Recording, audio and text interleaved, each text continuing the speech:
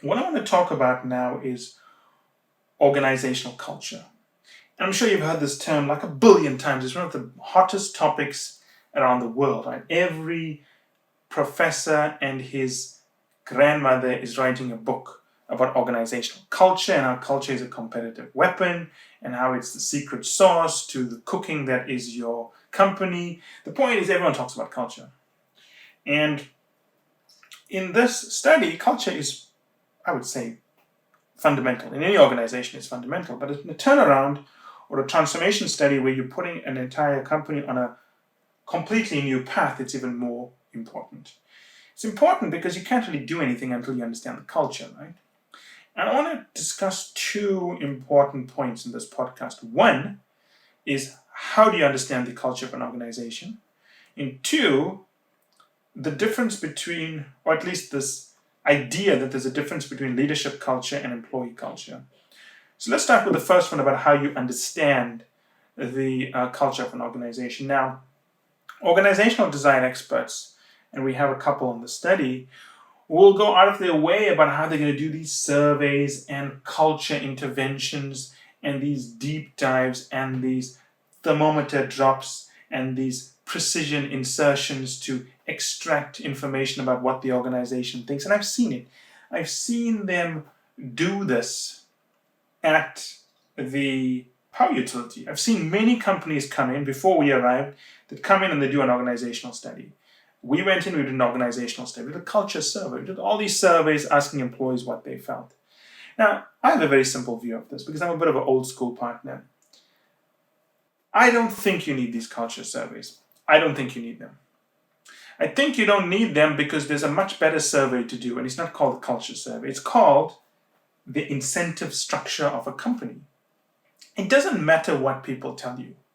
It doesn't matter if people are sitting there and telling you, oh my God, we have the most amazing culture in the world. I love my employees. I bake cupcakes for them every day. I just want to hug them and kiss them and take care of them for the rest of their lives. It doesn't matter if employees say that. Because employees tell you good things when they're being paid well, even if the culture sucks.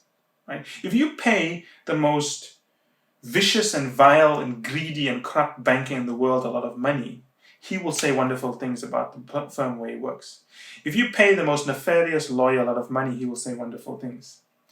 People generally don't speak up when they're paid well, right? But the incentivization structure of a company can dictate behavior. I'll give you a simple example of this, right? Let's look at the consulting firms who use the billable model. I have a podcast about this in the case interview section of the case interview channel Firms Consulting runs, but I'm going to bring it up here. People always talk about billable hours being bad, but billable hours are not bad. Billable hours are a fantastic model, but billable hours, as used by most consulting firms, I would say by all consulting firms, is bad. So the idea is not bad, the way it's used is bad. And let me explain what I mean by this. If you've got 5 associates who are pretty good friends, or senior consultants who are pretty good friends at a firm like Deloitte and so on, right? Which is a good firm, but all good firms have some things they can fix.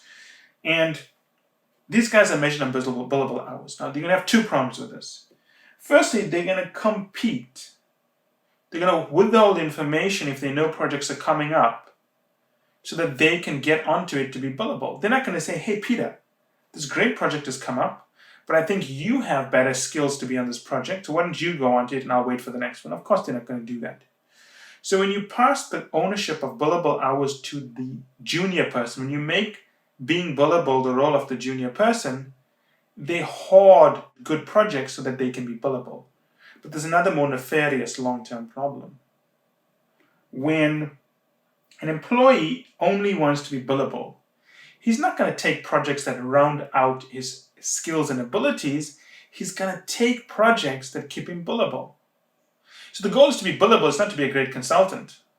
And that's how the incentive structure drives the culture, because it drives the hoarding of information. When you find out there's a good project coming up, you don't tell everyone.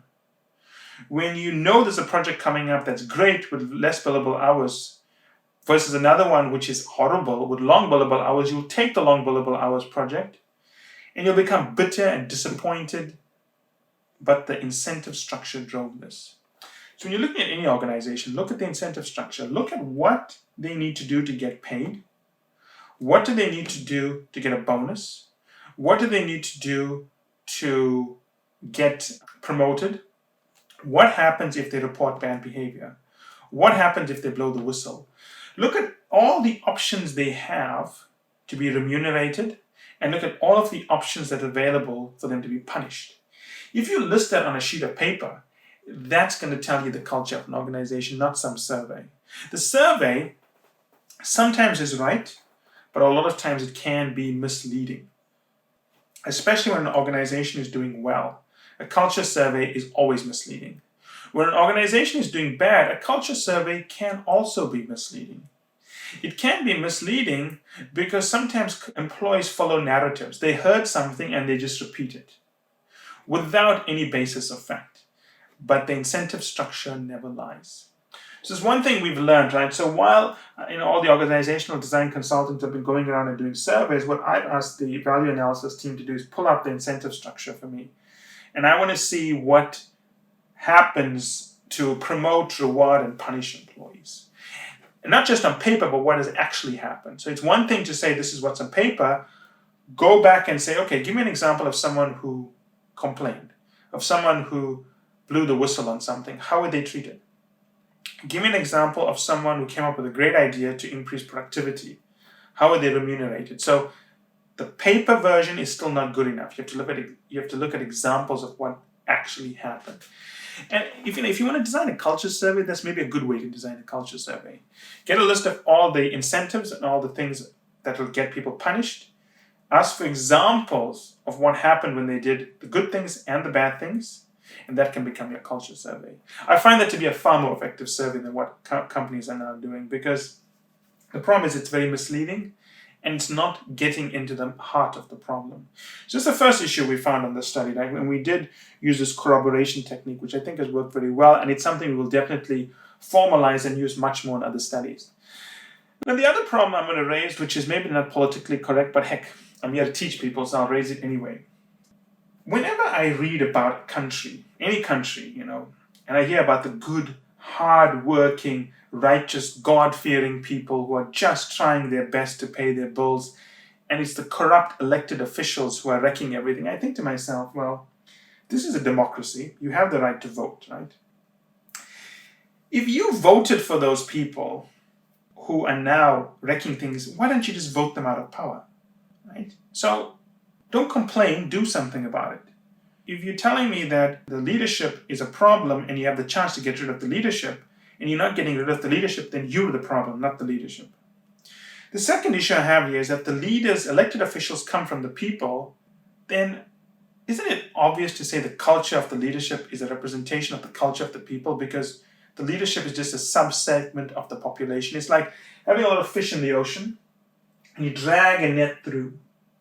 Statistical probability tells you that since it's roughly a representation of the population, if the leadership is corrupt, that means it's the culture of the population of the fish that's corrupt, right?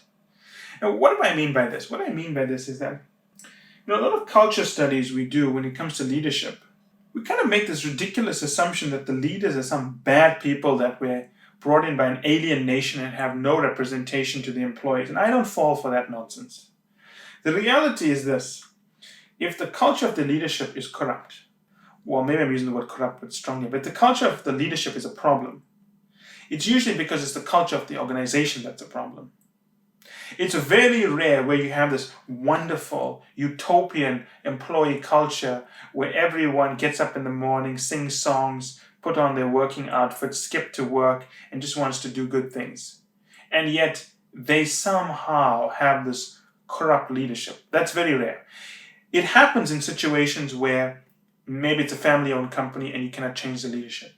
Maybe the CEO has so much voting power the board cannot remove him. But in most companies where employee dissatisfaction can change leadership and where the board is very effective, poor leadership is a representation of the employee culture and not a representation of leadership.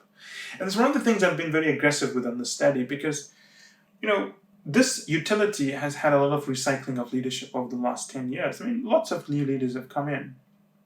And each time they pick someone from within the ranks to run the company, and they say, oh, the leader is corrupt and the people are wonderful, let's pick within the ranks. But what I'm trying to get them to understand is that no one's corrupt. You've got a leadership problem and it stems with the employee base. The leaders are not any worse than the people, and the people are not any better than the employees, and vice versa. And if you really want to fix the culture problems, you've got to fix the incentive structure to get the employees to do the right things. Then you get to hire those people that will honor the incentive structure and not pervert it. And then those who embrace the incentive structure and the values and do the right things, you promote them into leadership roles.